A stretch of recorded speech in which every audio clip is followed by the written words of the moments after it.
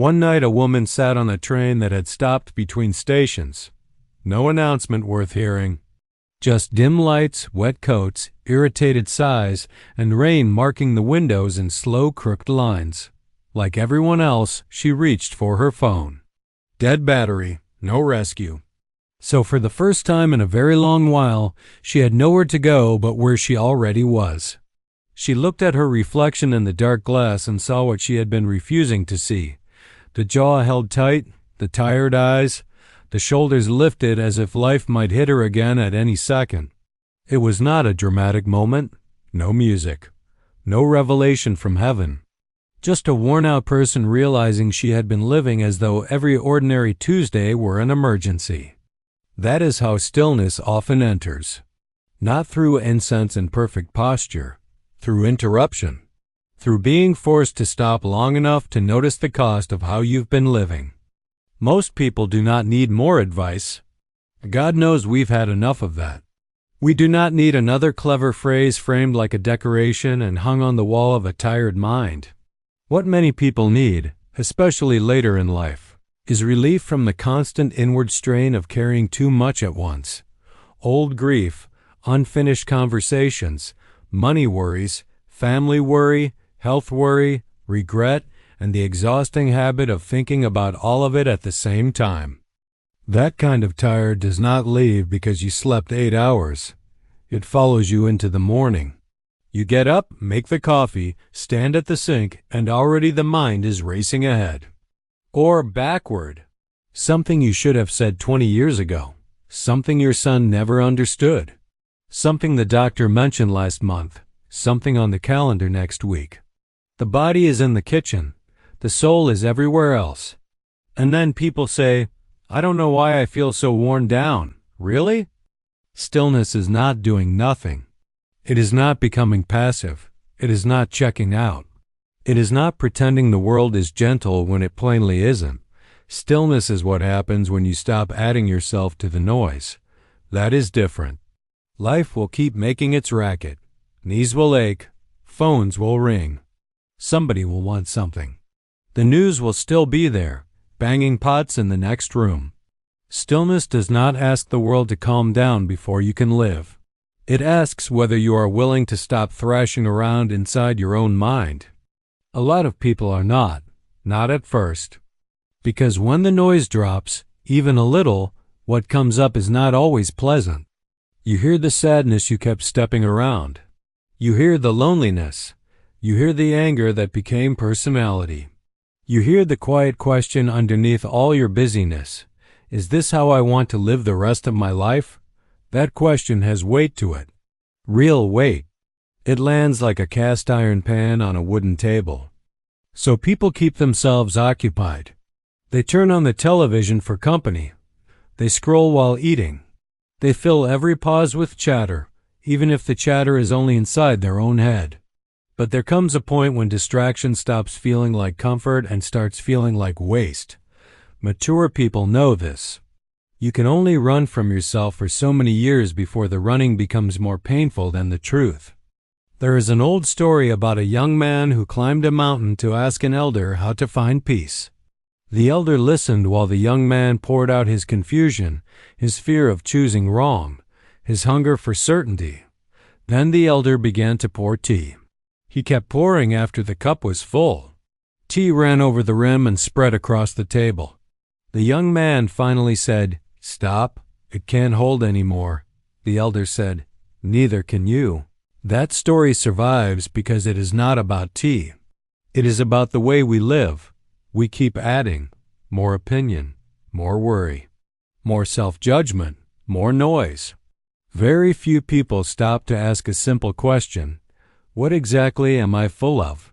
Because whatever fills you will eventually spill into your words, your sleep, your blood pressure, your marriage, your patience, your prayer, your face.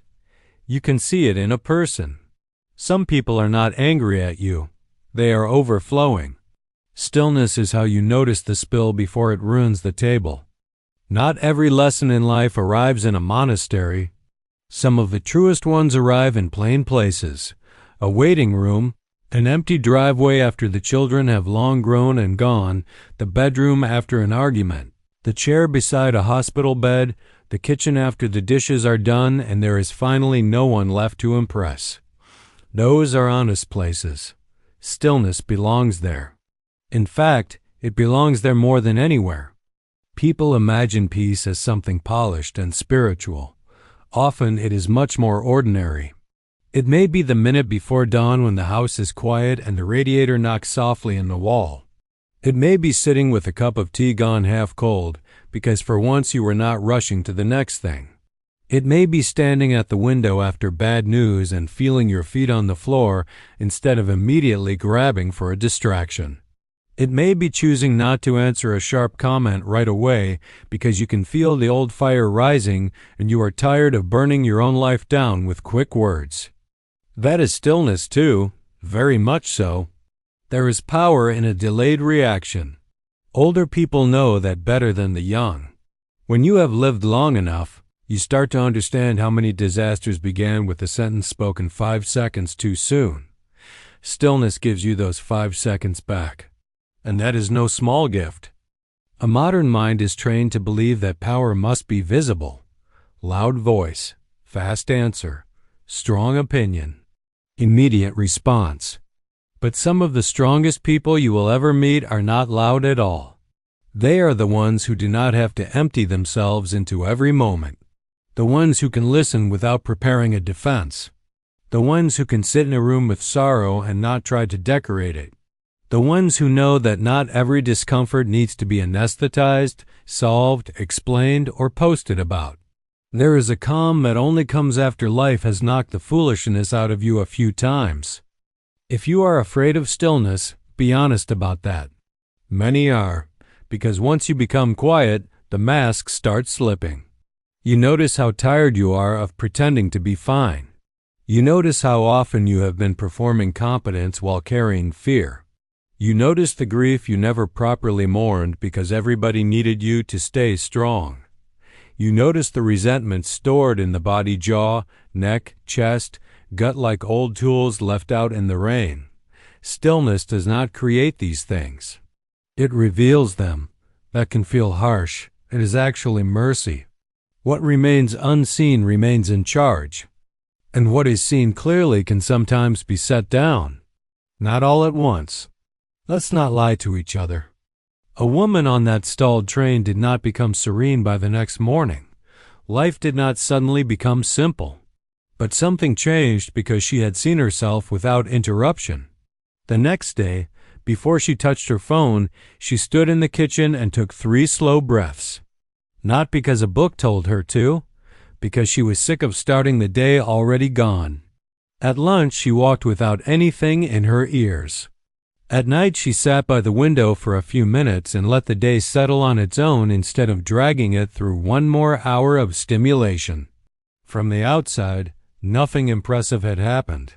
Inside, she had stopped abandoning herself.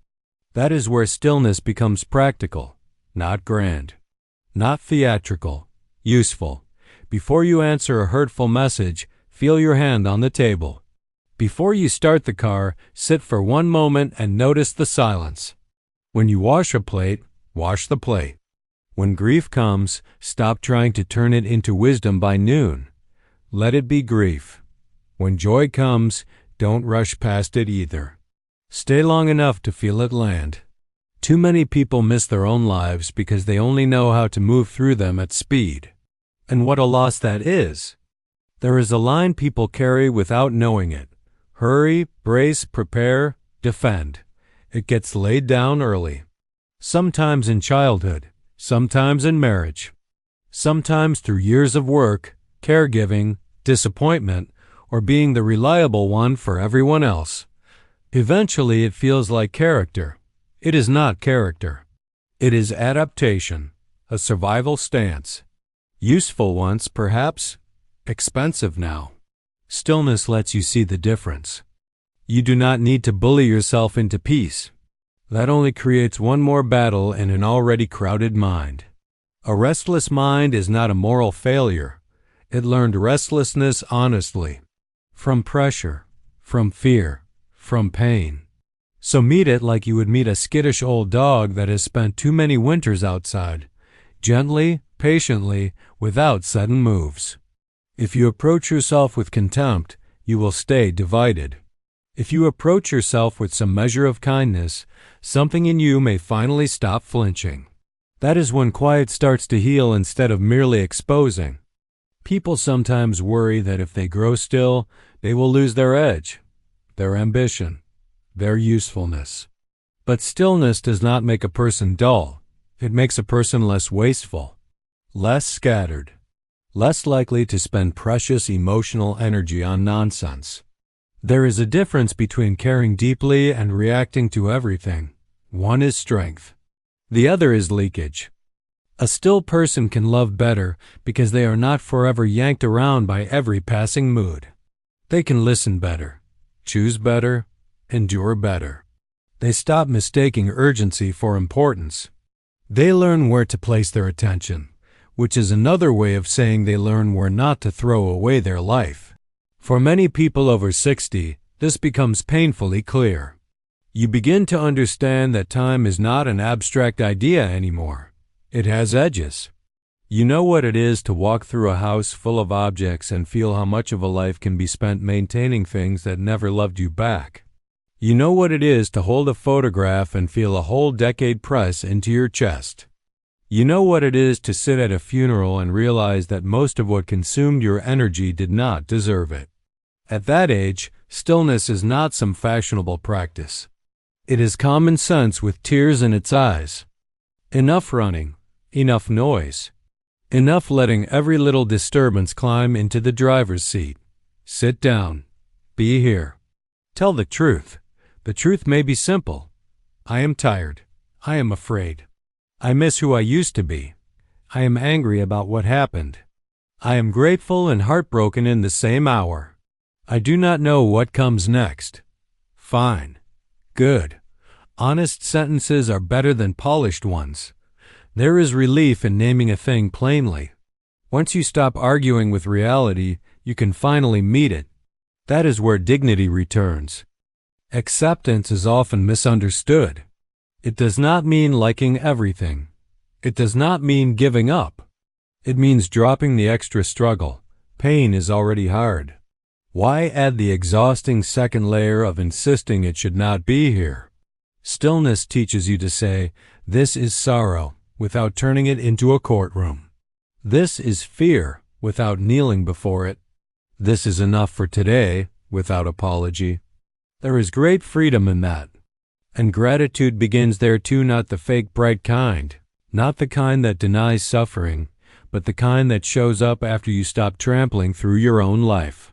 Then you notice things, the warmth of a mug in stiff hands, a friend who still calls, the strange mercy of evening light on a wall, the body, imperfect and loyal, still carrying you. The fact that even after all the years, all the mistakes, all the funerals, all the disappointments, there is still this one breath, then another. A hurried life consumes. A still life receives. If you want to begin, do not turn it into a project. That would miss the point entirely. Choose one ordinary moment and stop treating it like empty space. The first sip of water in the morning, the minute before sleep, the short walk to the mailbox, the sound of rain without reaching for a device, the pause before you answer someone you love. Make one small part of the day undistracted, not for achievement, for sanity. When life gets loud again, and it will, do not make a drama out of your forgetting. You will lose the thread. Everyone does. The mind will run. Old habits will come charging back in their heavy boots. Fine. Return quietly, without self-punishment. The measure of a life is not how perfectly composed you remain. It is how gently you know how to come back. That may be the whole lesson. Not mastery. Return. A pond can hold the moon only when the surface settles, but life is not a poem and you are not a pond. You are a human being who has been through some things. You have known pressure, loss, responsibility. You have carried people, buried people, waited for calls you did not want to get, sat through long nights, kept going when you had no great desire to keep going. So let's speak plainly. Peace was never going to come from controlling everything. You already know that by now. Peace comes from no longer fighting every inch of reality, from letting one moment be what it is, from standing in your own life instead of skimming over the top of it. That is the quiet power of stillness. It does not ask you to become someone else. It asks you to stop leaving. It brings you back without force, without spectacle, without shame. In a world that constantly profits from your agitation, that is not laziness, that is freedom. So wherever these words find you, in the early dark, in the middle of a hard season, at a kitchen table, beside a hospital room, in the hush after everyone else has gone to bed, give yourself one honest moment of quiet. No performance, no fixing, no grand promise to become a new person by morning. Just one real moment. Sit, breathe, stay. That is enough to begin.